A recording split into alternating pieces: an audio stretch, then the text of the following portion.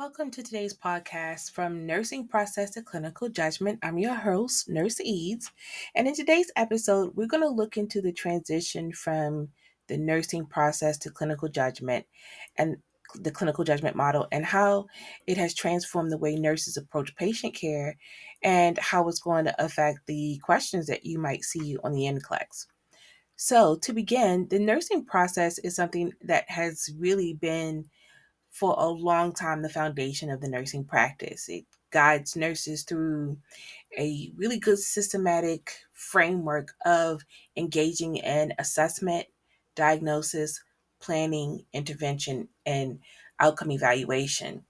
Now, while this process has really proven to be valuable, the clinical judgment model does take a step further into emphasizing a more dynamic and cognitive approach to nursing care. So first in the clinical judgment model, the nurse's initial step is going to want to be to recognize the cues. Now this involves gathering relevant information from the patient to include the subjective and objective data. So what do we mean by subjective and objective data? Information that we receive from the patient is subjective. Information that we ourselves observe, that's objective. And then we need to recognize patterns or deviations from what is supposed to be normal. So you have to have an understanding of normal as it includes to evaluation. So when you're doing vital signs, what are normal? When you're looking at lab signs, what is normal? And then keen observation, active listening, and the ability to identify important cues are crucial in guided subjective subsequent actions.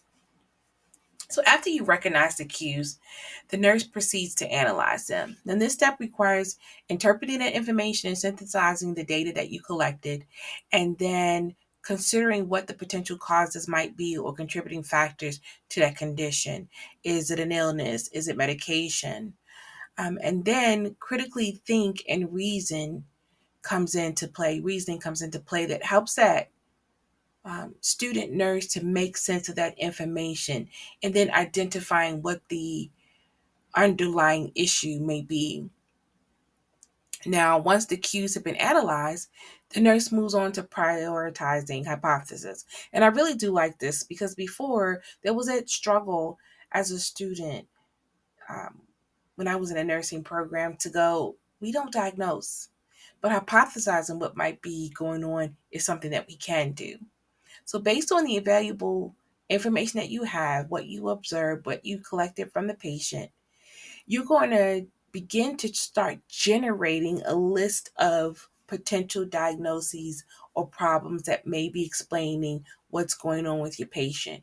And then these hypotheses become the foundation for the next step in your decision making process.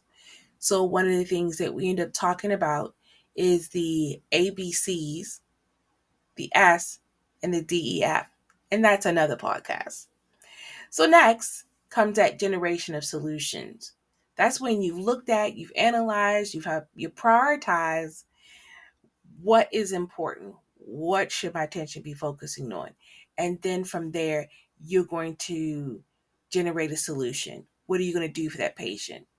So you're going to brainstorm, you're going to consider what your options and your interventions are likely going to be based on that identified problem or diagnosis. And then you're going to weigh the benefits, risk, and feasibility of the solution that you came up with. Always keeping in mind what that patient's preference is going to be, whether it's cultural or religious, or even personal, and then using your evidence-based practice, keeping that in mind. Now, with the most appropriate intervention selected based on what you've hypothesized is a problem and identifying from the question, you're going to take an action. So this step involves implementing the chosen intervention, monitoring what that patient's response is going to be, and then being prepared to adjust the plan as needed. So you're also going to be required to effectively communicate. You're going to be expected to collaborate with other healthcare team members. And then proficiency is going to be necessary in performing your nursing interventions. And this is going to be essential in this phase. Lastly, and not least, you need to evaluate your outcomes. This involves assessing what the patient's response is to the intervention you just did, compare it to the expected outcomes, and then determine the effectiveness of the care that you provided. So, for an example, we'll say that a test question or a patient, if we look at each test question as being a patient, then you have a test question that says that the nurse came into the patient's room and did their vital signs. Their blood pressure was 120 over 70s. Their heart rate was 76. Their temperature was 98.6. Respirations are 20. O2 sats 88. Now that's a little bit off. But first, what I want you to recognize first is that the fact that most of those vital signs are in normal range except for the O2 saturation of 88. Now, depending on what that question is asking, I need to go back and I need to look at my patient. Now, considering that the question is telling me that I received information already, it has to be the assumption I've already assessed the patient. However, something needs to be checked. The pulse ox, the O2 saturation, 88. I need to go in one, make sure that pulse ox is on correct.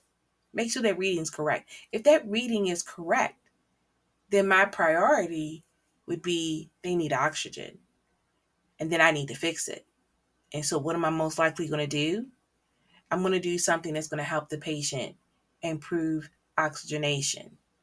Is it giving them oxygen? Maybe. Looking for that question is appropriate. Is it clearing the patient's airway? That could be it. But you see how you're going to be putting those things into practice when you're looking at your questions. I gave you information. You collected data through the vital signs. Through that data, you realized that something was not normal.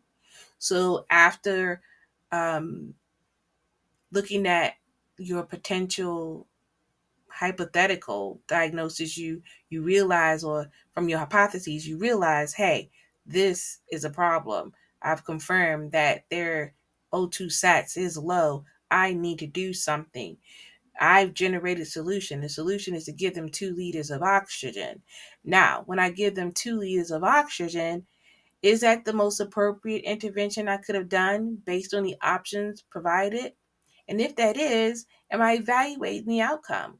What's the expectation of me giving 2 liters of oxygen to someone whose oxygen saturations are 88? The expectation is they're going to go up. How do I know this? Going back to reassess. So after I've given them 2 liters, I'm going to check my patient. I'm going to check their pulse ox.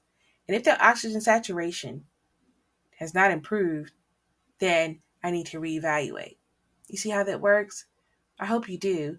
And as we continue on, we'll start to learn more about that. But in the initial, these are the things that are going to assist you as a student to help you transition from that nursing process to that clinical judgment. That is there is a significant shift towards a more holistic, context driven and really reflective approach to that nursing practice. It recognizes not just the complexity of the healthcare situation, but also the importance of critical thinking, clinical reasoning, and then ongoing evaluation to ensure that the care that you're giving the patient produces the most optimal patient outcome. See, by incorporating the clinical judgment model, nurses can not only enhance their ability to make really good decisions, and improve on their decision making skills, but it also provides patients in the care in a dynamic healthcare environment. This model will encourage you as a student to go beyond just following a standardized process to embracing a more personalized and adaptable approach to meet the unique needs of each of your patients. And so when you're thinking about questions, think about each question when you're in a nursing program being a different patient. Well, that concludes today's episode of From Nursing Process to Clinical Judgment. We have explored the evaluation of nursing care and the significance of critical thinking and decision making and providing safe but also effective patient care. So remember to embrace the dynamic of the nature of that clinical judgment model in your nursing practice as a student, and then continue to refine your skills. Thank you for joining me, Nurse Eades, on this enlightening journey. Stay tuned to our next episode where we'll dive deeper into essential topics in nursing care.